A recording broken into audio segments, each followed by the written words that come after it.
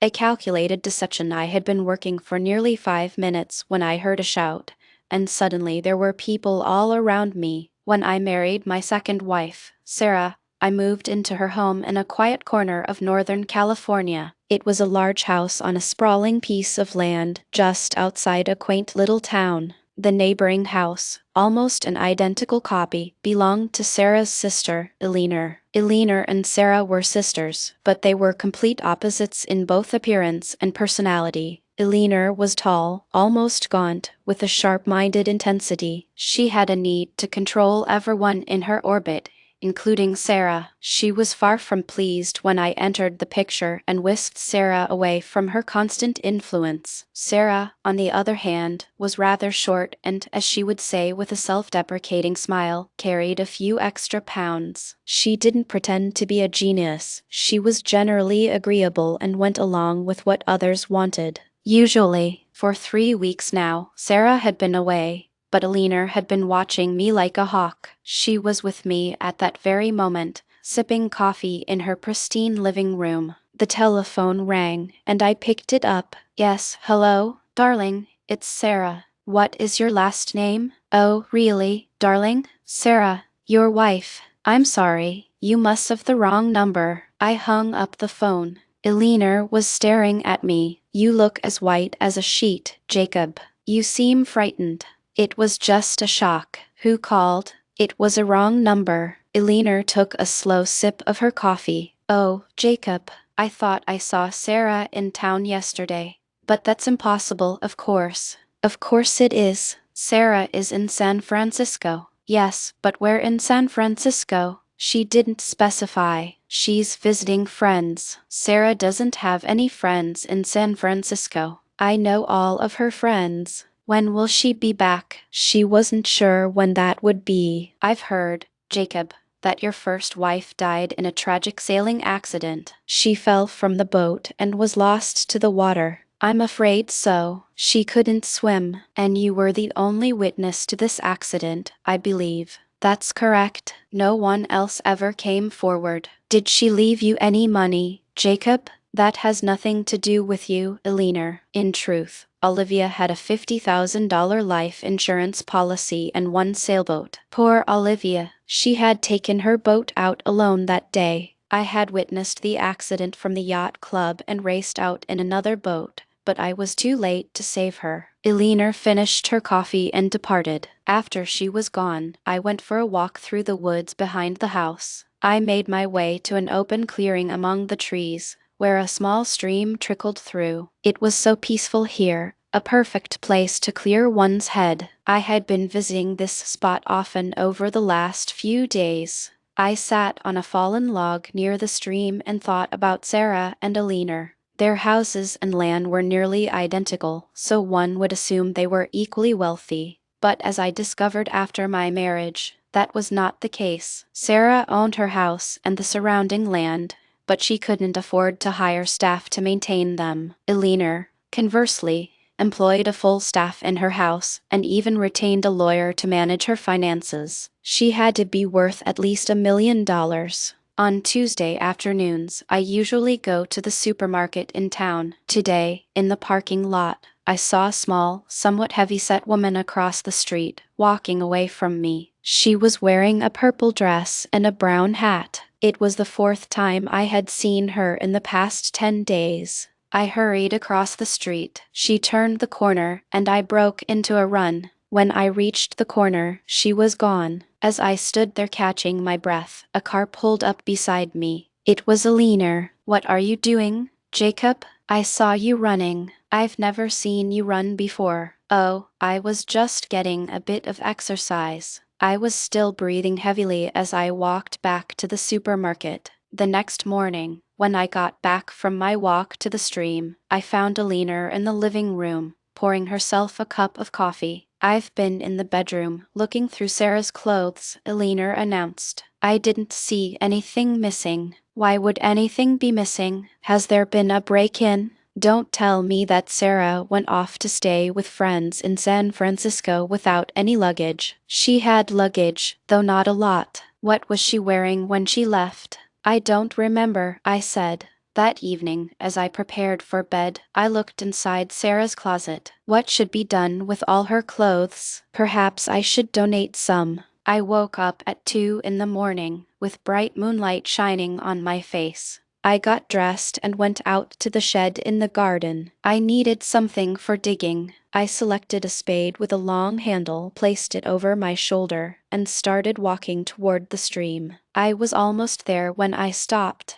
I shook my head slowly, returned to the shed, put the spade away, and went back to bed. The next morning, Eleanor came over while I was having breakfast. She brought the morning mail, which had just arrived. Among the letters was one small blue envelope addressed to me. The handwriting looked familiar. The postmark was from our local town. I opened it and pulled out a single sheet of paper. Dear Jacob, I miss you so very much. I will return home soon. Jacob. Soon, Sarah. I slipped the letter and envelope into my pocket. Well, Eleanor asked. I thought I recognized Sarah's handwriting on the envelope. Did she say when she'll be back? That's not Sarah's handwriting. It's a letter from my aunt in Chicago. I didn't know you had an aunt in Chicago. Don't worry, Eleanor. I do have an aunt in Chicago. That night, I was in bed but wide awake when the phone beside me rang. Hello, my sweet. This is Sarah. You are not Sarah. You are someone else. Don't be silly, Jacob. Of course, this is me, Sarah. You can't be Sarah. I know where she is, and she couldn't possibly be calling at this hour. You think you know where I am? No, I'm not there anymore. It was too uncomfortable, so I left. Jacob. I got out of bed and dressed. I went downstairs to the study and poured myself a drink. I drank it slowly. It was nearly 1 in the morning when I went to the garden shed again and took out the spade. This time, I walked all the way to the clearing among the trees. I stopped beside the tallest tree in the clearing. I began taking large steps, counting as I went. 1, 2, 3, 4. I stopped at 16. Then I began to dig. I had been digging for nearly 5 minutes when I heard a shout, and suddenly, there were people all around me, shining bright lights in my face. I recognized some of the people who worked for Eleanor, including her lawyer. Then, Eleanor herself stepped into the light. So, you wanted to be sure she was really dead, Jacob? And the only way to do that was to return to the place where you buried her. I am looking for old Native American arrowheads, I said calmly. There is a belief that if you find one in the light of the moon, it will bring you good luck. Eleanor ignored this. She pointed to some people I didn't recognize. These are private investigators, she said. They have been watching you 24 hours a day ever since I figured out what really happened to Sarah. She pointed at a small, rather stout woman. That's Mrs. Macmillan. She was the woman in the purple dress, and she expertly forged Sarah's handwriting. And this is Ms. Peters. She's a voice actor, and she was the Sarah you heard on the telephone. There were also 2 detectives who had brought their own spades. Now they began digging in the hole I had started. We knew you were getting nervous, Jacob, said Eleanor. You almost dug her up last night, didn't you? But then you changed your mind. That was fortunate because last night I didn't have so many people here to watch you. Tonight, we were ready and waiting. The detectives dug for about 15 minutes and then paused to rest. This ground is very hard, said one. They continued digging until the hole was nearly 2 meters deep. Nothing has been buried here, said the other. The only thing we found was this old Native American arrowhead. I smiled at Eleanor. What makes you think I buried Sarah? I left them there and returned to the house. I had suspected from the very beginning that Eleanor was behind the fake Sarah who had been appearing to me in various forms. It was all part of her elaborate plan. What was her goal? Well, she was convinced that I had murdered her sister, so she wanted to frighten me until I broke down and confessed. But I had been playing a game, too. I wanted her to think I was terrified, and of course, I wanted her to think I had buried a body in that specific spot in the woods. Now, I was in a very strong position. She had called me a murderer in front of a dozen witnesses. I could take this matter to court and sue her for a very large sum of money. She wouldn't want that to happen. She wouldn't want the world to know how foolish she had been. She would prefer to pay everyone to keep quiet. Would that be possible? Well, it would certainly help if I supported her story and said that nothing had happened at all. And I would be willing to do that for Eleanor,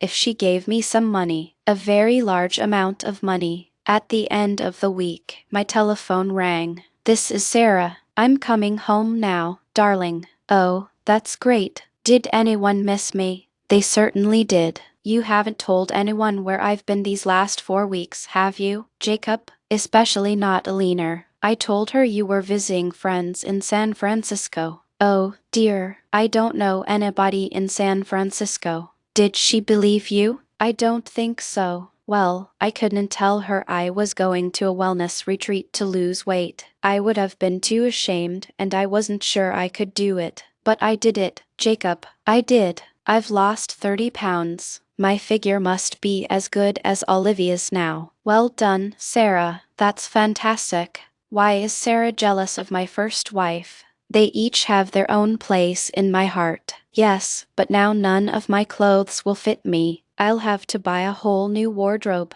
"Do you think we can afford it, Jacob?" "Ah, we can now. There will be some financial assistance from Eleanor.